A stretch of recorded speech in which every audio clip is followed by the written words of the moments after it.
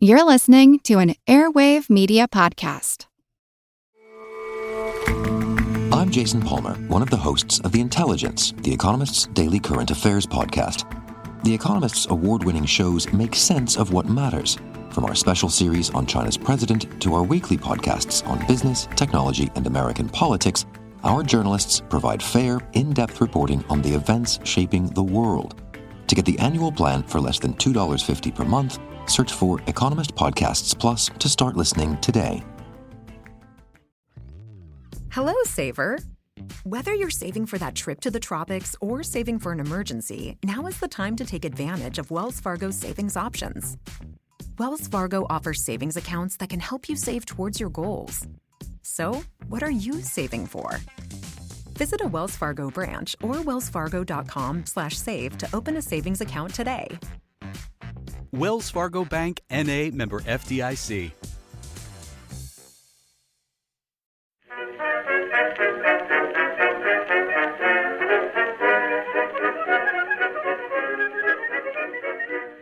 Hello, everyone, and welcome to History of the Second World War, Episode 89, The British Empire, Part 4, Rearmament. This week, a big thank you goes out to Zachary, Evan, Brian, Martin, and Eric for choosing to support the podcast by becoming a member. All members get access to ad-free versions of all of the podcast episodes, plus special member-only episodes roughly once a month. Head on over to historyofthesecondworldwar.com/members to find out more. When discussing British actions before the Second World War, there are two topics that are exceptionally difficult to discuss or to analyze in any way due to how they interact with later events. The policy of appeasement is, of course, one of these, and the questions of if the correct decisions were made and what effect those decisions had on the future course of events seems to get a new book about it about every other year. The other is around rearmament.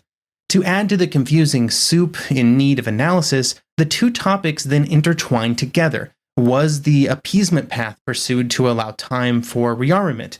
Did belief in appeasement prevent rearmament from happening sooner? Over the next 3 episodes, we will discuss the British rearmament efforts in the last half of the 1930s to try and get some kind of handle on these questions. During this episode, we will discuss some of the economics of rearmament, some policy decisions that were made around war profiteering, and then how early rearmament efforts affected the Royal Navy and the Royal Air Force. Then next episode, we will look at the far less discussed British Army, before the third episode takes a wider view of British preparations for war. The 3 key questions to keep in mind during these episodes are: did the British make good choices around what to spend rearmament funds and effort on? Was rearmament started soon enough? Did appeasement meaningfully contribute to rearmament delays? It has been a few episodes, so I will also reiterate my warning that I know I've repeated a few times throughout the show. Nobody knew when or if a war would start. Nobody knew where or if a war would start. This was particularly true during the early phases of rearmament during the mid-1930s. It would be during those early years that so many important decisions would be made that would impact the state of British preparations in September 1939. And in those early years, there was no looming threat of imminent war. There was no European state that had already expanded its borders by conquest, and instead all of the conversations and decisions around rearmament had to make sense in the peacetime economic and political context. So, with those disclaimers out of the way, we have to dip into the most important topic around rearmament: economics. In the immediate aftermath of the First World War, there were very quick and large reductions in overall military spending, both in Britain and in almost every other country involved in the conflict. It was, of course, expected after fighting such a long and exhausting war. But for the British, given their large imperial commitments, there were some limitations on how much the military budgets could be reduced while still being able to control and administer the large areas of the world under British control. This, along with just a general reluctance to cut military spending too much, meant that for most of the 1920s, the overall defense budget was not that much different than it had been in the years before the First World War. It would still be a challenging set of economic circumstances for the British government, in a reversal of most of modern history, the British government would also find itself deeply in debt to another nation, the United States. This would become more important after 1929, when there was growing insistence that the debt be repaid in the depths of the worldwide financial crisis. These payments would eventually end in 1934, even though there was still a pretty large outstanding balance. Moving off the gold standard in 1931 solved many of the issues experienced by the British economy during the Great Slump, and when it was combined with various forms of imperial economic preference, it allowed for a sizable economic recovery to begin, a recovery that would be critical to later rearmament. Defense spending would also begin to rise in the mid-1930s, especially after 1934. It was during that year that serious discussions began both about rearmament in general, but also the best areas that money should be spent to achieve the greatest benefit. This would be a hotly debated topic, as it always was, with the various military branches jockeying for funds and political leaders having their own preferences. For example, Neville Chamberlain, who was Chancellor of the Exchequer during some of these years, strongly favored the Royal Air Force. These types of disagreements would happen in every nation during the 1930s, as each military branch thought that they were the one that needed more resources, and they would lobby political leaders for their support. While the discussions about what the money should be spent on would be ever evolving, the one thing that remained constant was the overall growth in defense spending. In 1935, it would reach the levels that it had not been at since the early 1920s, ending over a decade of steady contraction. It was also in these mid-1930s years that you start seeing the really large rearmament programs defined and debated. Rearmament was, and probably always will be, a long game, depending on years and years of spending. And the way to gain the most benefit is to plan that spending years in advance, so that the industrial resources can be adjusted accordingly. At the start of 1936 is when you start seeing plans like the £1 billion rearmament program that would span the next 5 to 6 years. These were very large numbers in the context of overall government spending, and also, inevitably, the Treasury began to push back. In these early years, there was certainly some pushback on the total spending, but nothing like what would come later. Instead, during the mid-1930s, most of the discussions involving the Treasury would tie back to not exactly how much, but simply how the money would be spent, and if it was being spent efficiently. The Treasury would also become involved in trying to make sure that the rearmament efforts could be paid for. Paying for rearmament was important given how quickly spending was expanding. For example, the British Army would move from a budget of £44 million in 1935 all the way up to £121 million in 1938, before again doubling that number before the next year. This type of budget growth demanded that government loans be taken out, which would be a major way to finance some of these activities, with the defense spending rapidly relying on larger and larger loans. More loans reduced, but in no way halted, the reductions in the British gold reserves, which were also used to finance additional government spending. There was also some adjustments to government income, with one instance of there being an increase in the income tax in April 1936, sort of as an example of what they were doing. But increasing taxes was always a tricky business, because the worst thing for rearmament in peacetime was for the economy to begin to stall. This also tied into larger concerns among the Treasury and some British economic leaders, the ability of the nation to wage a war once it started. Similar conversations would also occur in France, and so we've kind of talked about this topic before, in that there was some level of concern that if Britain spent too much on rearmament before a war started, then it would compromise the ability of the nation to finance a war once it did. This set up a tricky situation, in which every month that rearmament continued, the British military grew stronger, which was really good. But British financial resources to continue rearmament were reduced, causing great concern. Beyond the budgetary aspects of rearmament, there was also many other decisions that would have to be made along the way. Some of these decisions revolved around trying to utilize the available workers, and especially individuals in skilled trades, in an optimal way. During rearmament, there would very quickly become a shortage in many trades that were necessary for rearmament. This required conversations and negotiations between the government, industrial leaders, and the workers themselves. In the government, the conversations were around how to shift production from civilian industries to rearmament industries, The easiest method of reconfiguring production would have been to sort of increase government control so that they could move workers around as required. But that was generally avoided during the early years of rearmament. Instead, money was used, with rearmament contracts generally costing more due to employers paying more for their labor to maximize supply. But just pumping more money into the system brought with it its own set of problems around inflation and the downsides of trying to reduce civilian production. Here is a note from the annual report for the National Federation of Building Trade Employers. Quote, "Higher wages cannot create a larger supply of skilled labor, and that a governmental policy which encouraged overbidding for such labor would result merely in forcing up costs, disorganizing the industry, and jeopardizing the normal trade upon which the prosperity of the country so much depends." End quote.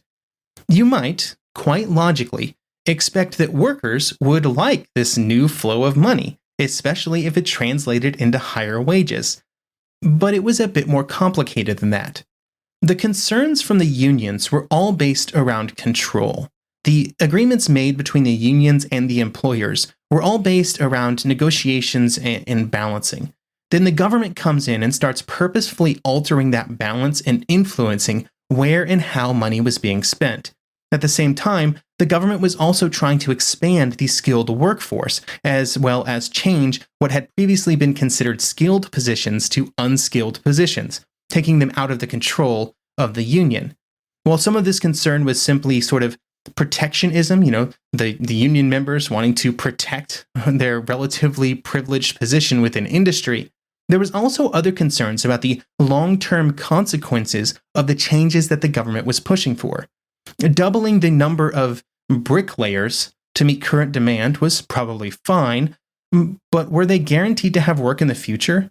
Many industries had already went through the boom and bust cycle of the First World War, with industries massively expanding during the war and then contracting as soon as it was over.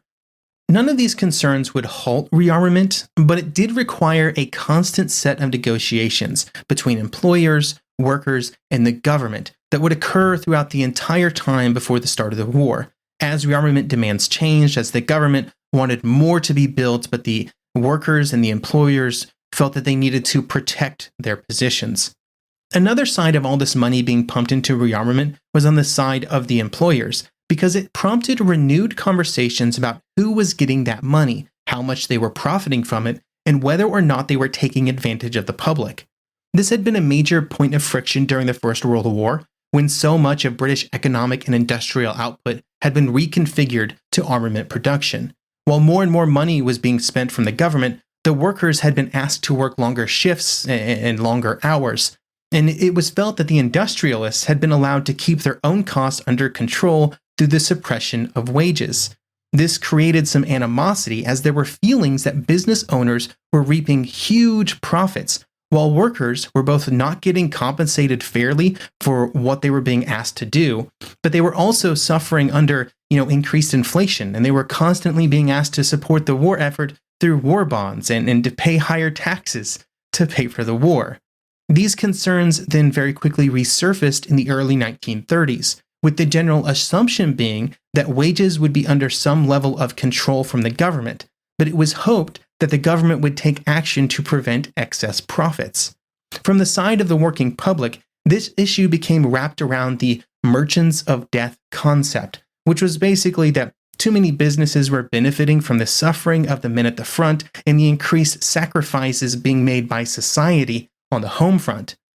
To try and head off some of these concerns, the Royal Commission on the Private Manufacture of and Trade in Arms was created and would host 22 public sessions. But it was almost entirely just for show. And when the commission did finally release its report, it recommended greater government control of industry, and it was entirely ignored. Unfortunately for workers, the leaders within the government felt that they needed the support of business leaders if rearmament was going to be successful. To do anything else would require a drastic reworking of business and government relations in 1930s Britain, and that was, quite frankly, never going to happen. This meant that pretty much all of the early rearmament work would be done in close cooperation with business owners, with no real controls placed on them until May 1939. Because of this lack of tight controls in the 1930s, it was a really good time to be a business owner in armament or armament-adjacent industries. There were still benefits that would be felt by workers, and wages for some workers would increase over the last half of the 1930s. But there were limits on those increases for all of the reasons that we previously discussed.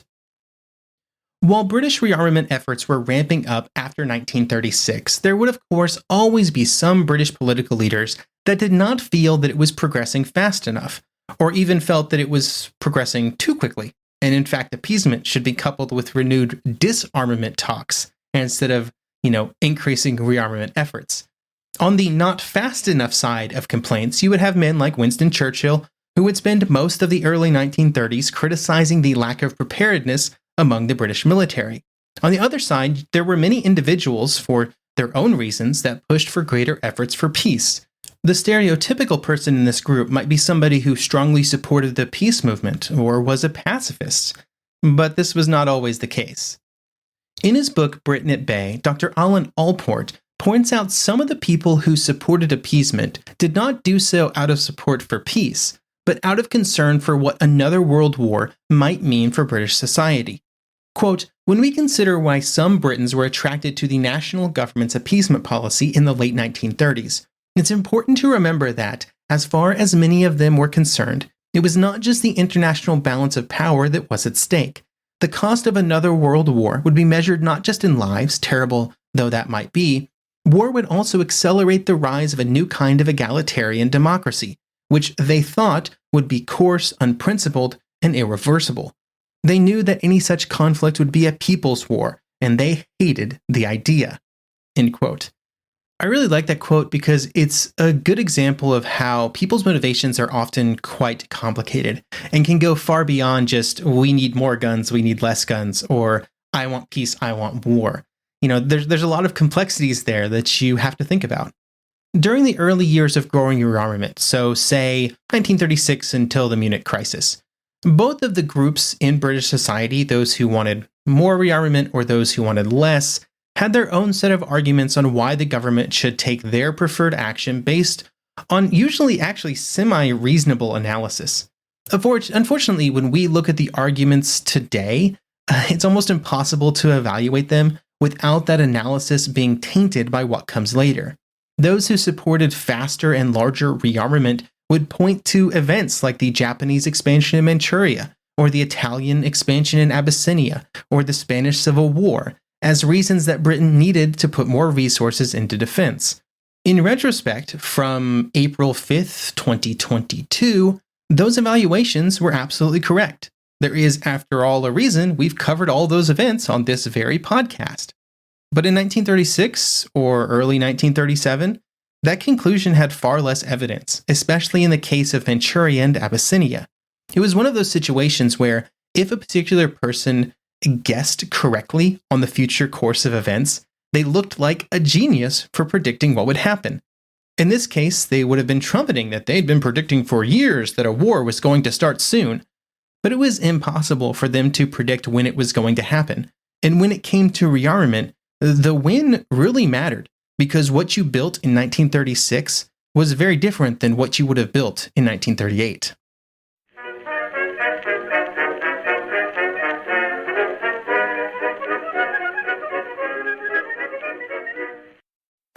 Fargo, the new virtual assistant from Wells Fargo, makes banking faster and easier. Like this. Fargo, what's my checking account routing number? And this. Fargo, turn off my debit card. And this. Fargo, what did I spend on groceries last month? And that's just the beginning. Do you, Fargo? You can.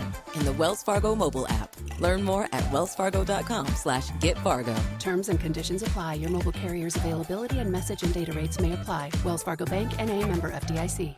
Some of us love history. Others used to or never did because history was presented as nothing but the rote memorization of names, dates, and facts.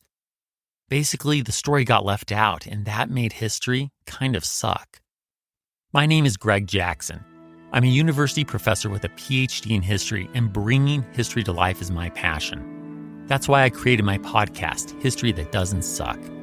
I want to teach you everything you need to know about U.S. history, but I do so through stories. Let me tell you about George Washington begging his men not to mutiny against Congress, Clara Barton saving Union soldiers amid enemy fire, enslaved Frederick Douglass risking his life for liberty, and about so many other figures as their real experiences make industrialization, social movements, and even congressional debates and tax policy come to life. Subscribe to History That Doesn't Suck today, and join me, Professor Greg Jackson, every other week for a new episode, where I'd like to tell you a story.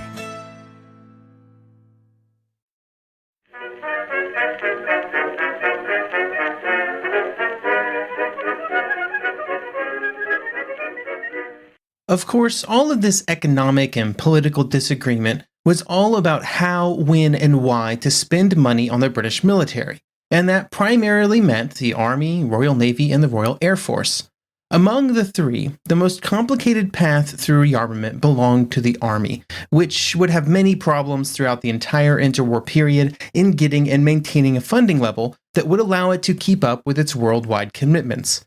The story of the British Army is complicated enough that we're actually going to be spending all of next episode on it, and so instead today we will focus just on the Royal Navy and the RAF.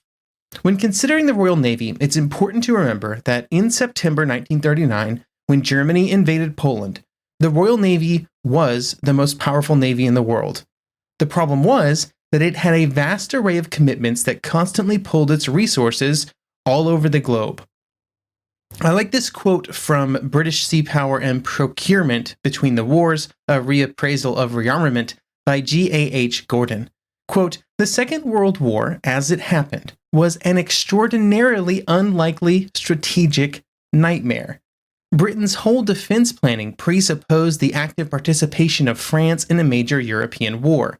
Had the Chiefs of Staff or the Joint Planning Committee been asked to allow for her defeat, they would have replied that to sustain hostilities in such circumstances was simply not a viable proposition." End quote. Having the war develop as it did, with Germany, then Italy, then Japan joining the ranks of Britain's enemies, was almost a worst-case scenario. The only thing that really could have made it worse would have been a war with the United States, which fortunately the Royal Navy was never really close to. Even before the war started, the first 30 years of the 20th century had been a period when British sea power had been challenged like it had not been since the Napoleonic Wars. The Anglo-German naval arms race before the First World War, and then the threat of another naval arms race after 1918, had caused the great naval powers of the world to come together to sign the Washington Naval Treaty, which limited the size of all major naval powers. The drastic naval budget cuts that followed then caused a large contraction within the British shipbuilding industry, which was then followed by the Great Slump, both of which left British shipbuilding in a much worse place than it had been in many years. Within the Navy itself, there were also some challenges, with events like the Invergordon Mutiny pointing to internal challenges that the Navy was having as its budgets continued to decrease and times just changed. By the mid-1930s, the British fleet was also aging, with most of its large capital ships being pre-First World War vintage, with the Revenge and Queen Elizabeth classes, both of which had not had major modernization efforts since the mid-1920s. While the list of challenges faced by the Royal Navy would occupy an entire episode, it is worth mentioning that many other nations were facing the same economic and shipbuilding problems, and that is without considering the changes in naval technology that everyone would have to deal with in a future war, changes that all navies were reacting to differently. Nowhere was this evolution more important than in the sphere of naval aviation. The relationship between the Royal Navy and the Fleet Air Arm was very complicated, and this was caused by the fact that for most of the interwar period, the Fleet Air Arm was actually under the control of the Royal Air Force. This caused administrative challenges, but most importantly, it caused naval aviation to be ranked against other Royal Air Force concerns when it came to budget allocation. This made it difficult for the Admiralty to get the resources that it thought it needed. This arrangement would eventually change in the years before the war, but it would take time for the Royal Navy to take full control and shift the Fleet Air Arm to be fully under the control of the Royal Navy. One thing that would not be lacking in any way in the years before the war was the funds or willingness to begin a massive expansion of the Navy. Was the Royal Navy capable of protecting Britain from all overseas threats? No. It had lost that status with the advent of strategic bombing. But there was no denying its general importance to the survival of Britain and the Empire. It would be based on this fact alone, along with the tradition and prestige of the Royal Navy, that there would be an absolutely massive construction effort that would begin in 1937. Large numbers of destroyers, frigates, and anti-submarine ships would be built for the protection of British commerce. 23 cruisers would also start construction. At the top end, 5 King George V class battleships would be laid down, with their successors, the Lion class, also in planning, with 2 being laid down before the start of the war. Along with this construction, there would be efforts to modernize some of the older battleships, starting with the Queen Elizabeth class, and efforts that would Along with this new construction, there would be efforts to modernize some of the older capital ships, starting with the Queen Elizabeth class, an effort that would eventually be interrupted by the start of the war. There would also be 6 aircraft carriers eventually under construction. All of this represented the largest naval construction effort anywhere in the world before the war. I think at times the efforts of the Royal Navy during this period get unfairly criticized for a few reasons, mostly because they exist within the context of the naval construction programs of the United States that would occur in the years that follow that basically dwarf anything anybody else had ever done. But of course, the entire theme of these pre-war episodes is to try and judge things based on their own time, not based on what was to happen later. And based on those metrics, what the Royal Navy created before the war was quite impressive and innovative compared to what was happening elsewhere. One area that I would point to as an example of this would be in the area of aircraft carrier numbers and design. The British were building the most aircraft carriers in the world, and one of the decisions that they made that can at times come under some criticism was the choice to have an armored flight deck and an enclosed hangar on all British carriers. This decision had some pretty critical upsides, especially around the survivability of the ships, but there were also some drastic downsides when it came to how many aircraft each carrier could operate. This was a serious downside, and in some cases British carriers would only be able to carry half of the number of planes that American or Japanese carriers could actually have. But the choice was made for a very good reason. The British carriers were almost certainly going to be operating in the North Sea and the Mediterranean. In the vast expanses of the Pacific, where the other major carrier fleets planned to operate, there were vast expanses of oceans with only very small areas of land spread throughout on which to base aircraft.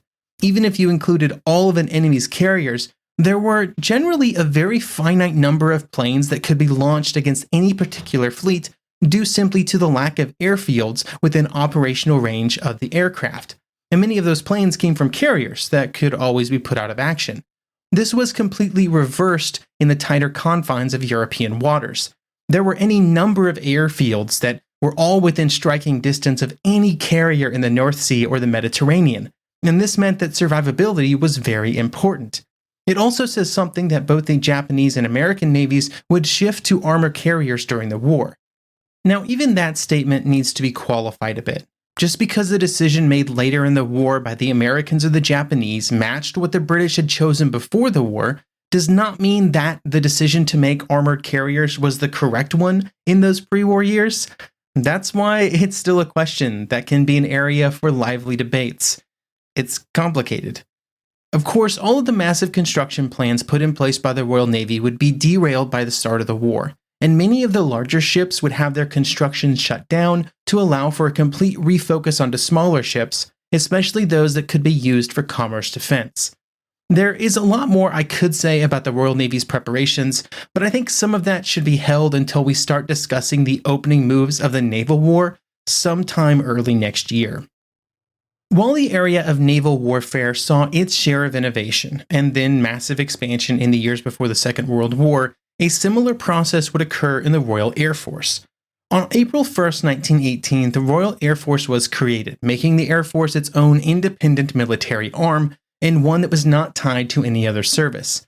Then, when the war was over, an attempt was made to justify its funding and expansion by kind of setting itself up in an imperial policing role. The theory was that the RAF could maintain control of areas around the world that had previously been under the protection of the British Army, but air power could accomplish the same control at a much lower cost. In the decade after 1918, a majority of the RAF was focused on this role. Then, of course, during the 1930s, concerns about the air defense plans and the capabilities on the home islands began to exert greater influence, primarily due to concerns about strategic bombing. It would be in 1932 that Stanley Baldwin would use his famous phrase, "The bomber will always get through," during a speech advocating for disarmament. Over the course of the 1930s, the threat of Germany launching a strategic bombing campaign against Britain was a concern that would drive a lot of planning and preparations. The desire to be able to launch a similar campaign in return, or even to prevent one from happening at all with first strike capabilities, would then alter the course of RAF rearmament. I'm going to stop here with the RAF, just a bit of a teaser.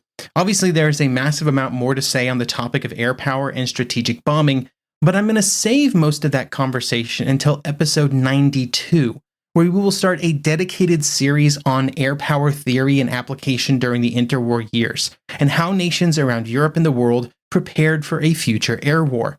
A big part of those episodes will be about the choices made by the RAF and how it manifested in the planes that they were building during rearmament.